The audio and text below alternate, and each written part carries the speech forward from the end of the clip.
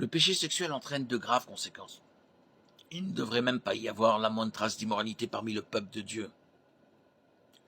Éphésiens 5.3.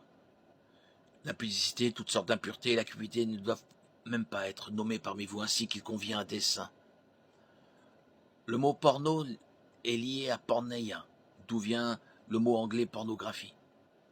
Essentiellement, toute immoralité sexuelle tombe dans cette catégorie, mais le mot change en fonction de la personne qui commet l'acte de son sexe. Par exemple, une femme qui se livre à l'immoralité sexuelle est appelée une prostituée, pornée. Mais un homme qui fait la même chose est appelé un prostitué, porno. Ces mots grecs sont intéressants parce qu'ils ne font aucune distinction entre l'immoralité sexuelle pour un gain monétaire, l'immoralité sexuelle pour le plaisir de la convoitise, et les relations sexuelles hors mariage entre deux partenaires amoureux.